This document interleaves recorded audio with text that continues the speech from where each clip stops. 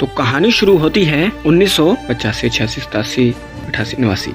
तो कहानी शुरू होती है 1989 से और हमें दिखाई जाती है शील्ड एजेंसी, जहाँ पर होते हैं हावर्ड स्टार्क, उसके साथ होता है माइकल और वहीं पर होती है पिगी कार्टर। तभी वहाँ पर हैंक पिन आता है और ये तीनों लोग हैंक पिन को बोलते हैं कि तुम्हारी जो टेक्नोलॉजी है, पिम पार्टिकल जो तुमने खोजा है, वो टेक्नोलॉजी हमें दे दो। लेकिन हैंक पिन मना करते हैं कि ये टेक्नोलॉजी मैंने बनाई है और शील्ड इस टेक्नोलॉजी का गलत इस्तेमाल करेगा, तो ये टेक्नोलॉजी मेरे पास है तो ज्यादा बेटर है। तभी माइकल हैंक पिन की वाइफ के बारे में कुछ बोलता है तो हैंक माइकल की नाक तोड़ता है और बोलता है मेरी वाइफ के बारे में कुछ मत बोलना। तो हावर्ड स्टार्क भी समझाता है, हाँ किसी की वाइफ के बारे में कहीं मत बोलना। उसके बाद हैंक पिन यहाँ से निकल जाता है और हावर्ड स्टार्क कहते हैं शायद हैंक पिन सही है। और उधर में दिखाया जाता है स्कॉट, जो कि एक चोर है और वो अपनी सजा काट कर वापिस आता है। उसका दोस्त लुइस उसे मिलता है और वो उसे अपनी गाड़ी में बैठाता है और निकल पड़ता है अपने घर के लिए और रास्ते में उसे समझाता है अब तुम क्या करोगे। तो स्कॉट कहता है मैं यहाँ कोई सीधी साधी नौकरी करूंगा। उसका स्कॉट एक जगह पर आइसक्रीम बेचने पर लग जाता है, लेकिन उसके मालिक को पता चलता है कि ये चोर है, तो इसका मालिक इसको बाहर निकाल देता है और स्कॉट समझाने की कोशिश करता है कि मैंने सजा काट ली है, लेकिन मालिक नहीं सुनता। उसका स्कॉट आता है अपने दोस्तों के पास, जहाँ में दिखाया जाता है डेव,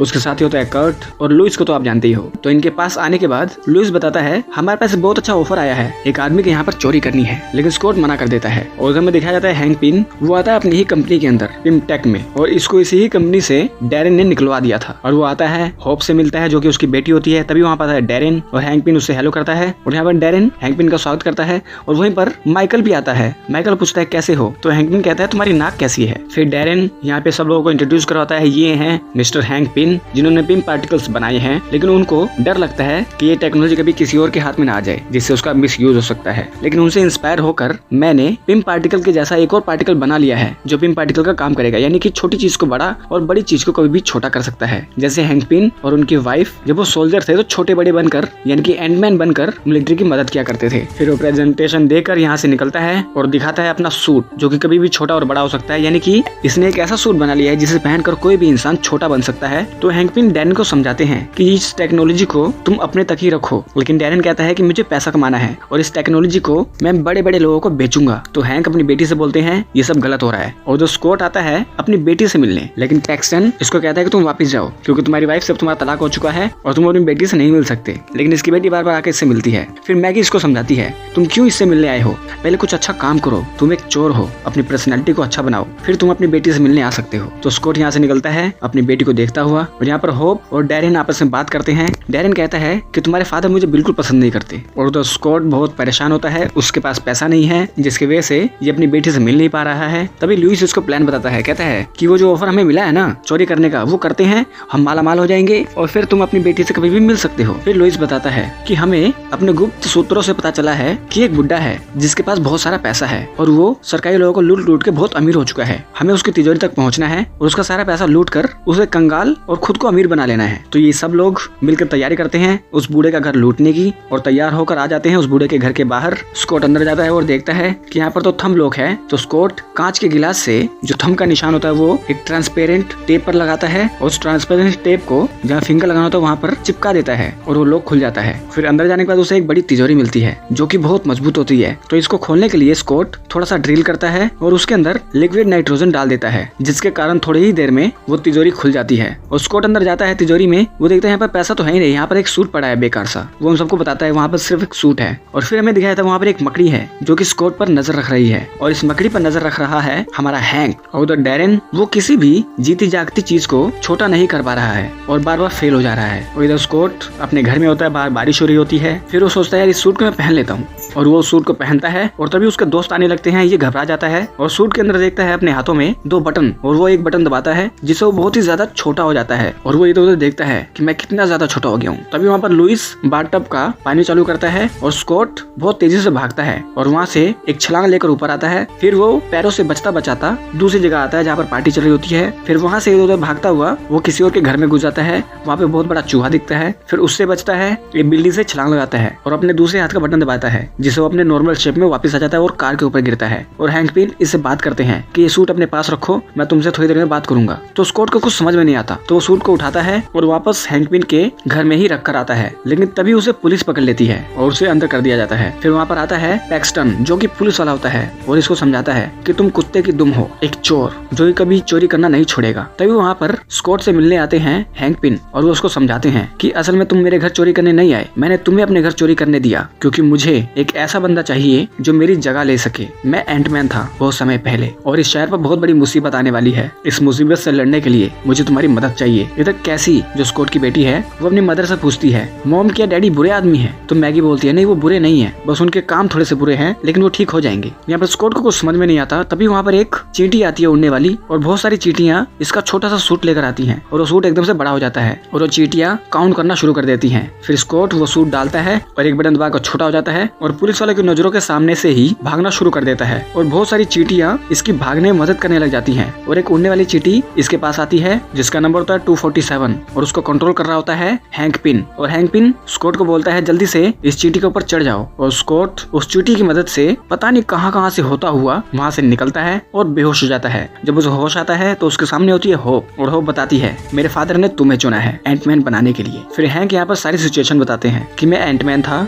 बहुत समय पहले और बहुत सारे लोगों ने मेरी टेक्नोलॉजी मुझसे लेनी चाहिए लेकिन मैंने किसी को नहीं दिया क्योंकि इसका दुरुपयोग हो सकता है। और मेरा ही एक चेला था डैरेन, जिसको मैं अगला एंटमैन बनाने वाला था, लेकिन उसकी नीयत सही नहीं थी। वो एक बिजनेसमैन है, वो अपनी टेक्नोलॉजी को दूसरों के साथ शेयर करना चाहता था, लेकिन वो ये टेक्नोलॉजी बनाने में कामयाब नहीं हो पाया क्योंकि मैंने उसे सारे रहस्य बताए नहीं। लेकिन अब वो बहुत करीब है इस टेक्नोलॉजी के। तो मैं ये चाहता हूँ कि तुम इस सूट का इस्तेमाल करके डैरेन ने जो भी बनाया है वो सब कुछ तबाह कर दो ताकि इस टेक्नोलॉजी को वो दूसरे लोगों को ना बेच पाए। अगर उसने ऐसा किया तो हमारे शहर में खतरा आएगा, तो तुम उसको रोक कर अपनी बेटी के लिए एक हीरो बन सकते हो। यहाँ कैसी अपने सौतेले फादर को बोलती है कि मेरे फादर कहाँ हैं? तो पैक्सटन बोलता है हम जल्दी उसे पकड़ लेंगे। तो कैसी कहती है पहले उन्हें ढूंढो तो।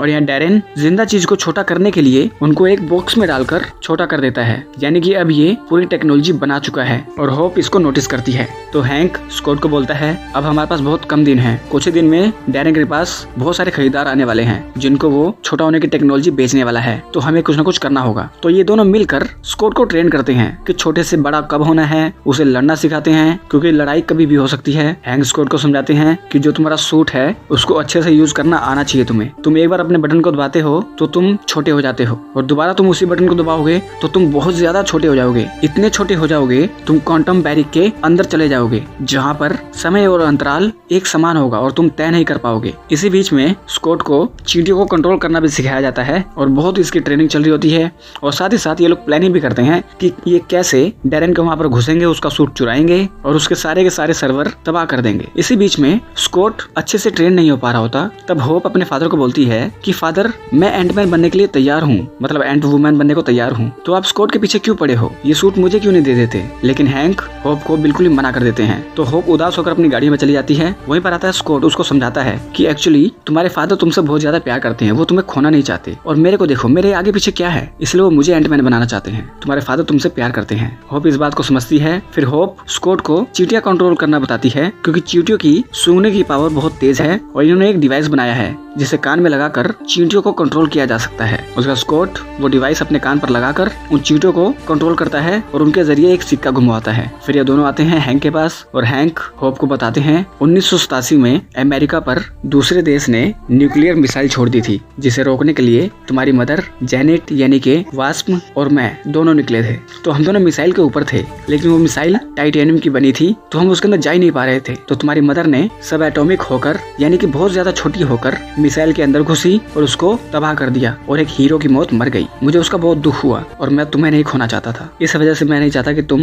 एंटमैन वाला सूट पहनो। तो होप इस बात को समझती है। उसके बाद स्कॉट को बहुत अच्छे से ट्रेन किया जाता है और उसको एक पहला मिशन दिया जाता है। हैंक बताते हैं ये टेक्नोलॉजी मैंने शील्ड को दी थी, एक ट्रांसमीटर ब्लॉक जो कि शील्ड की फैसिलिटी में रखा है, तुम्हें जाकर इसको निकाल कर लाना है। तो स्कॉट बहुत सारी चींटियों के साथ निकल पड़ता है। तो हैंक पिन देखते हैं ये शील्ड की जो जगह थी जहाँ पर ये सामान रखा है वो टोनी स्टार्क ने खरीद लिया था और वहीं पर एवेंजर्स का सारा सामान रखा है। तो हैंक स्कॉट को रोकने की कोशिश करता है लेकिन स्कॉट कहता है कि मैं वो लेकर आऊंगा और वो आ जाता है। तभी उसके सामने आता है फाल्कन यानी कि सैम विल्सन और वो देख लेता है कोई छोटा बंदा यहाँ पर कुछ लेने आया है। तो स्कॉट से बात करता है। स्कॉट कहता है मैं यहाँ पर एक ट्रांसमीटर लेने आया हूँ, वो मुझे ले जाने दो। सैम रोकने की कोशिश करता है। फिर यहाँ पर इन दोनों की लड़ाई होती है। यहाँ पर हमें बहुत ही गजब फाइट दिखाई जाती है और बहुत सारी लड़ाई के बाद स्कॉट सैम के सूट के अंदर घुस जाता है और उसके इंटरनल पार्ट्स में प्रॉब्लम्स क्रिएट करके वहाँ से वो ट्रांसमीटर लेकर चला जाता है। सैम अपने बंदों से बोलता है ये चोरी की खबर कैप्टन तक नहीं जानी चाहिए। फिर यहाँ पर पहली चोरी के लिए हैंक स्कॉट को शाबाशी देते हैं और तभी थोड़ी देर बाद वहाँ पर आ जाता है डैरेन। वो बोलता है कल हमारी कंपनी में बहुत सारे डीलर्स आने वाले हैं जो मेरी टेक्नोलॉजी को खरीदना चाहते हैं, तो आप मेरे साथ वहाँ पर आए पहले लॉन्च के लिए। उस हैंकपिन कहता है हमें सारी चोरी कल ही करनी पड़ेगी और हमारे पास टाइम बहुत कम है। तो स्कॉट अपने दोस्तों को बुला लेता है और वो अपने दोस्तों को बताता है कि मैं छोटा या बड़ा हो सकता हूँ और वो उनके सामने छोटा हो जाता है, जिससे ये घबराने लगते हैं। फिर ये सब लोग मिलकर प्लानिंग कर लेते हैं इनको करना क्या है। फिर स्कॉट आता है कैसी अपनी बेटी के पास और उसको चूमता है और फिर यहाँ पर आकर ये लोग प्रॉपर प्लानिंग करते हैं कि स्कॉट आखिर अंदर जाएगा कैसे। तो ल्यूइस बोलता है मैं अंदर जाऊंगा सिक्योरिटी वाला बनकर और तुम पानी के पाइप के जरिए अंदर आ सकते हो और अंदर जहाँ भी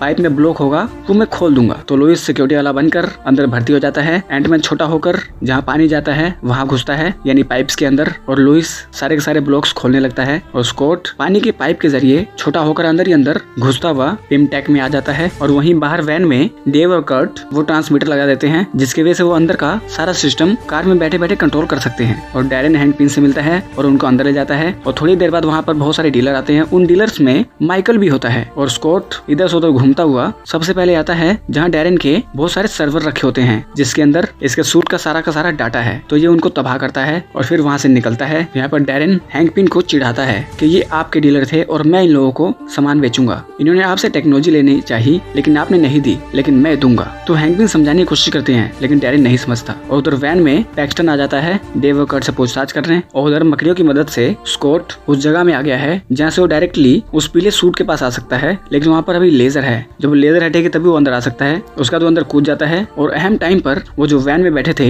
डेव और कर्ट वो दोनों वो लेजर बंद करते हैं और स्कॉट अंदर आकर फंस जाता है। और फिर हमें दिखाया जाता है कि डैरेन स्कॉट को अंदर फंसा देता है और अपना सूट निकाल लेता है और वो हैंकपिन को बोलता है कि मुझे पता था कि तुम मेरा सूट चुराने आने वाले हो। असल में मेरा सूट अभी कंप्लीट नहीं है और तुम्हारा सूट अभी बेस्ट है। अब मेरे पास तुम्हारी टेक्नोलॉजी भी आ गई है, इसलिए मैं अपनी टेक्नोलॉजी को जो एक लौती है वो यहाँ से लेकर जा रहा हूँ। और वो हैंकपिन को गन पॉइंट पे लेता है, उनको मारने की कोशिश करता है। तभी वहाँ पर होप अपनी गन डैरेन पर तान देती है और जो स्कॉट एक रिंग का इस्तेमाल करके वहाँ से बड़ा होकर निकलता है और यहाँ पर अफरा तफरी मच जाती है। होप सारे बंदों को पीटने लगती है। इसी बीच में हंक को गोली लग जाती है और स्कॉट उन्हें संभालता है। तभी स्कॉट को डैरेन गोली मारने वाला होता है लेकिन होप चींटियों की मदद से बंदूक का ट्रिगर ही नहीं दबने देती और माइकल वो टेक्नोलॉजी लेकर यहाँ से जाने लगता है। तब डैरेन उठता है और वहाँ से भागने लगता है माइकल के साथ। हैंकपिन कहते हैं जाओ डैरेन को रोको और सारी सिक्योरिटी स्कॉट पर हमला करती है और स्कॉट छोटा होकर बड़ा होकर इनको पीटता है। और यहाँ पर हमें बहुत ही मस्त फाइट दिखाई जाती है, कहीं छोटा होता कहीं बड़ा होता है और अजब गजब तरीके से इन लोगों को पीटता है। और इधर डैरेन हेलीकॉप्टर में बैठकर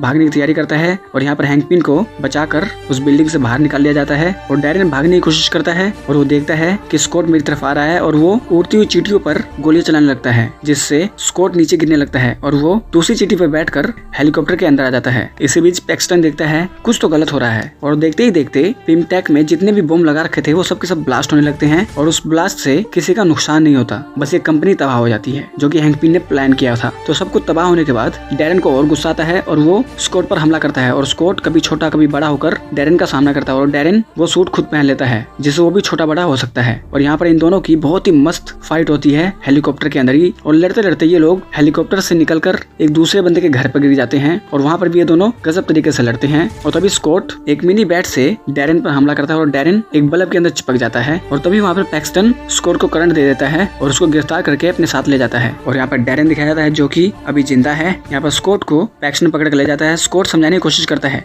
कि मुझे डैरेन को रोकना होगा तो मुझे जाने दो, लेकिन पैक्सटन कहता है कि तुम्हारा काम नहीं है। और यहाँ पर डैरेन आ जाता है स्कॉट के घर पर और वो कैसी को पकड़ लेता है और पैक्सटन आता है अपने घर पर और वो देखता है यहाँ पर तो हालत खराब है। उसका स्कॉट अपना सूट पहनकर तैयार हो जाता है और यहाँ पर कैसी बड़े बड़े डायलॉग मारती है कि तुम बुरे आदमी हो, मेरे पापा सुपर हीरो हैं, वो तुम्हें बहुत मारेंगे। और तभी वहाँ पर स्कॉट आ जाता है और वो डैरेन का सामना करता है, कभी छोटा होकर कभी बड़ा होकर। और कैसी का जितना भी खेलने का सामान है उन्हीं सामानों के अंदर ये दोनों छोटे छोटे बनकर लड़ने लगते हैं। और यहाँ पर भी हमें बहुत ही अजब गजब फाइट दिखाई जाती है, कभी छोटे कभी बड़े। और तभी डैरेन कैसी और पैक्सटन को मारने वाला होता है लेकिन पीछे से स्कॉट उसके सूट पर चिपक जाता है और वो बटन दबाकर सब एटॉमिक होने लगता है जिससे वो हद से ज्यादा छोटा होता हुआ डैरेन का सूट खराब कर देता है और वो डैरेन को तबाह कर देता है और खुद बहुत ही ज्यादा छोटा होने लगता है। और छोटा होते होते होते होते वो हद से ज्यादा छोटा हो जाता है। वो क्वांटम बैरिक के अंदर तक आ जाता है जहाँ पर समय और अंतराल इनमें कोई फर्क नहीं रह जाता। और तभी उसे केसी की आवाजें आती हैं क्योंकि वो पुकार रही होती है। और फिर स्कॉट स्कॉट अपना दिमाग चलाता है और वो बड़े होने वाली रिंग को अपने रेगुलेटर में लगाता है और बड़ा हो जाता है, और बड़ा होता हुआ वो क्वांटम बैरिक से वापस बाहर आ जाता है। कैसी और पैक्सटन देखते हैं इसको, और कैसी अपने फादर को हग करती है, और पैक्सटन कहता है कि तुम सचमुच सुपर हीरो हो जैसा तुम्हारी बेटी चाहती थी। उसका स्कॉट को हैंक पिन कहते हैं कि तुमने तो कमाल कर दिया, तुम सब एटॉमिक होने के बाद भी क्वांटम बैरिक से वापस आ गए। और फिर वो थोड़ी देर बाद देखते हैं कि होप और स्कॉट दोनों एक दूसरे को चाहते हैं। ये दोनों खोपचे में किस कर रहे होते हैं और हैंक पिन इनको देख लेते हैं। यहाँ पर कैसी उसने एक बड़े से चींटी को पाल लिया है, उसको खाना खिलाती है, और ये चींटी स्कॉट ने गिफ्ट की होती है। मतलब ले देखो सब अच्छा खासा चल रहा होता है। और तभी स्कॉट के पास लुइस आता है और बताता है कि हमें एक और मिशन मिला है, और ये मिशन इलीगल नहीं लीगल है, क्योंकि हमें इस मिशन में कैप्टन अमेरिका की मदद करनी है। लेकिन कैप्टन अमेरिका की तरफ से हमें कुछ पैसा वैसा नहीं मिलेगा, बस सुपर हीरो वाला काम करने को मिलेगा। और फिर यहाँ पर एक मिड क्रेडिट सीन दिखाया जाता है जहाँ पर हैंक पिन ने एक सूट बनाया है होप के लिए, यानी कि अगली वास्प अब होप होगी। बहुत खुश हो जाती है। उसके बाद हमें पोस्ट क्रेडिट सीन दिखाया जाता है जहाँ पर बकी की हालत खराब है और कैप्टन अमेरिका को अपनी एक टीम बनानी है टोनी स्टार्क से लड़ने के लिए। और सैम कैप्टन को बोलता है मेरे पास एक और बंदा है जो छोटे से बड़ा और बड़े से छोटा हो सकता है। और यहाँ पर यह फिल्म एंड हो जाती है। तो दोस्तों फिल्म आपको कैसी लगी हमें कमेंट कर बताएं। अगर वीडियो अच्छी लगी हो तो इस वीडियो को लाइक कर दें, चैनल को सब्सक्राइब कर दें, बेल आइकन दबाएं ताकि अगली बार हम कोई भी वीडियो डालें आप लोगों के पास उसका नोटिफिकेशन आ जाए। तो मिलते हैं आप लोगों से अगली वीडियो में, तब तक के लिए नमस्कार।